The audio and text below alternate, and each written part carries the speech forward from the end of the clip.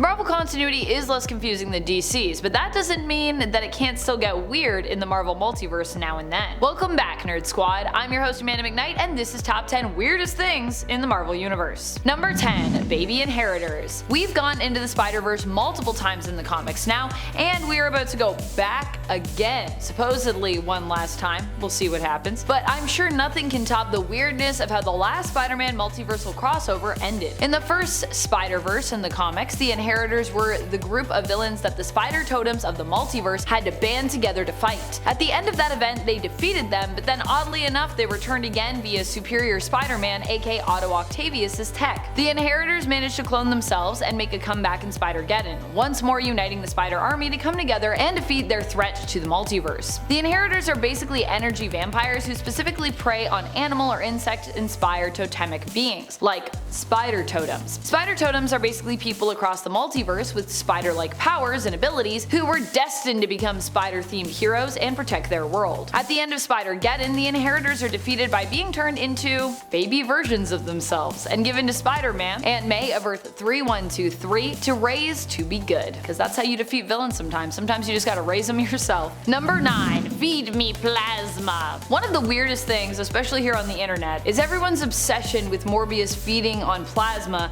and not human blood. I mean, the amount of times I've talked about Morbius drinking blood and people on the internet have been like, actually it's plasma. It's an insane amount.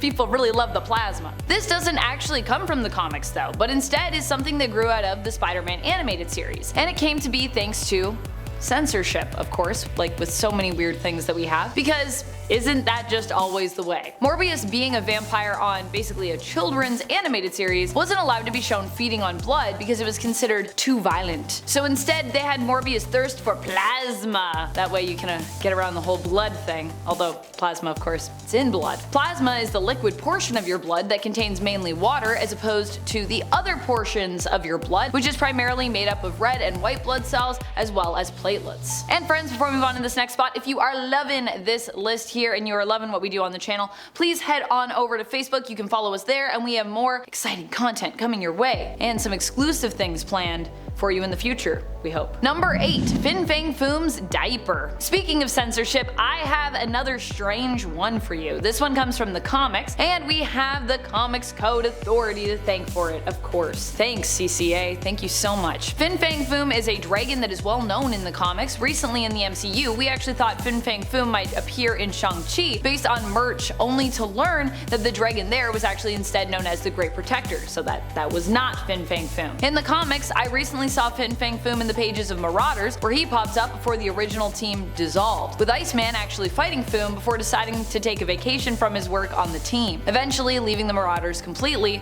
once they rebooted that series. Well, I mean, at least he's gone for now. Bobby might be back later, but for now, he's out. Fang Foom has years of history, and a good chunk of those years he spent in a purple diaper. Why? Because the CCA was worried about the dragon's indecent exposure. I'm not joking here, guys. That's what they were like. They're like, he's gotta wear pants. He's out there, he's naked. And it is for the reason of dragon modesty that he was forced to wear his iconic purple diaper or boxers or shorts, depending on, of course, who's drawing him and, you know, how you, as the person reading and looking at the comic, want to interpret that garment that he was forced into wearing. Number 7. Hand suckers on the hands. If you thought the plasma thing was weird, it only really gets weirder when it comes to Morbius in the Spider-Man animated series. In the animated series, Morbius not only needed plasma instead of just straight up blood to live, but he also had fangs that basically went unused. I know what you're thinking, but wait a minute, Amanda, hold up! Don't vampires feed on their victims using their fangs? Yes, in folklore, they're either actually using their fangs to rend the flesh of their victims so they can basically feast on their blood, or in some cases, they actually even feed through their fangs using their especially long and pointed incisors like we would a straw. And in some cases, fangs have sort of like venom in them that sort of subdues their victim, depending on, you know, which type of vampire we're talking about from lore. However, in the animated series, while Morbius does have fangs, he doesn't really use them to feast. In that respect, they are more there for visual clarity and effect. Instead, Morbius has tentacle-like suckers on his hands, which is how he feeds. Weird? You betcha. Number 6. Clone Saga. Some people love it, some people hate it, but if you had to collect it or organize it into a trade, all of us were likely confused by it. Even to this day, the Clone Saga remains a hard story to follow because it spanned so many different Spider-Man comics, and because we had so many Spider-Man comics. The Clone Saga is a story where Spider-Man ends up being cloned by his nemesis, the Jackal, and then upon meeting his clones begins to question if he is actually the original Peter Parker or merely a clone himself. A lot of people are not fans of the Clone Saga because of the story's twist at the end, which many felt made the emotional investment that they had put in during the crossover story feel worthless in the end. Number 5. Mutants No More. What would a weirdest things list for Marvel be without me mentioning my extreme dislike of Brotherhood of Evil Mutants originating members Scarlet Witch and Quicksilver being retconned as non-mutants. This all went down in Axis, where it was revealed via a retcon that Scarlet Witch and Quicksilver had never truly been mutants or Magneto's children, but were basically tricked into thinking so based on the High Evolutionary experimenting on them when they were young. Once the High Evolutionary was done with them, he discarded them, disguising them genetically as mutants. Wanda found out about this when she attempted to put a blood curse on her relatives, only to discover that it worked on Pietro,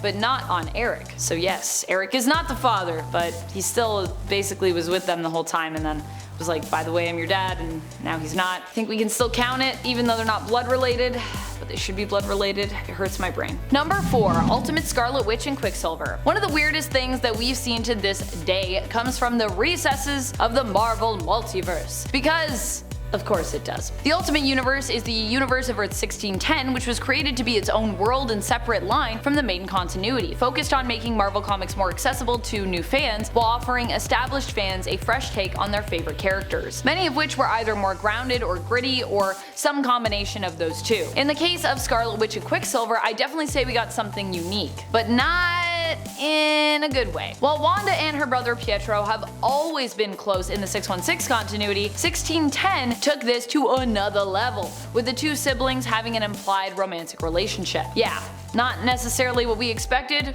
or wanted from a fresh take on these characters. Number 3. Vision loves Scarlet Witch because of Ultron? This is a weird theory that some people have in relation to Wanda and Ultron in the Marvel Cinematic Universe. The belief here is that Vision, who was made by Ultron, loves Wanda, not necessarily because of his own feelings developing for her, although this does make a lot of sense just because, you know, his character development and that is what happens in the story, but because Ultron himself perhaps had feelings for Wanda. And as crazy as this theory sounds, and perhaps non-foundational as it sounds in relation to what goes on in those movies, the reality is it could be true, and here is why. In the Ultimate Universe, which serves to inspire much that we see in the MCU, Ultron is in love with Wanda, and it isn't any hidden love either. It's laid out in plain sight. Even weirder, obviously, is that Wanda isn't interested, as she is with her brother at the time, and Wanda's spurning of Ultron is what also apparently helps to turn him into a killer robot. Yeah, it's very different. Very fresh. Number 2. Ruins. The multiverse is full of disturbing realities, but none so disturbing, I don't think, as Ruins. Marvel's Ruins was created by Warren Ellis, with beautifully haunting artwork by Therese and Cliff Nielsen and Chris Moeller. The story that allows us to see into this world is only 2 issues in length, and yet based on the content in here, it does feel much longer. This is because Marvel Ruins is a parody of the Marvel Universe, where Ellis imagines what the heroes and villains would be like in the real world. It's bleak and disturbing, with many superpowers being practically explored in a way that turns them into more of a curse than a blessing. Number 1. Sins Past. Maybe one of the weirdest things in all of the cosmos and across multiple realities actually comes from the main reality of Earth 616. This awful thing has since been retconned away, but it still happened, and you can still go back and read it, and likely be traumatized by reading it upon doing so. That's right, we are talking about Sins Past. In this story, Gwen Stacy and Norman Osborn were given added history. Doesn't sound so bad, yeah? Until you learn that this added history involved them being in a relationship together, a secret relationship where Norman got Gwen pregnant and was her first intimate lover. And as a result of their affair, they had 2 twin children who grew up to become goblins themselves.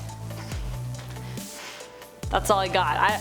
That's it, man. I'm just gonna throw my hands up to that because that's insane. Initially, of their children, Gabriel was known as Grey Goblin, and later on both Sarah and Gabriel will disguise themselves as the villain known as Kindred, which happened more recently in the comics. Don't worry though, we'd later learn that these two were actually just unstable clones, as opposed to being the true naturally born children of Gwen and Norman and their love affair, who fortunately were re-retconned as having never been romantically together. Thank goodness. Thank you, Nick Spencer. Thank you for fixing it. What do you think are some of the weirdest things to have ever existed in the Marvel multiverse? Which do you think is the weirdest area of Marvel? The comics, the animated series, the stage shows, the television series, or, you know, the films? Let us know in the comments below. This has been Top 10 Nerd, and I'm your host, Amanda McKnight. Thank you so much for watching. Until next time, you stay nerdy, YouTube.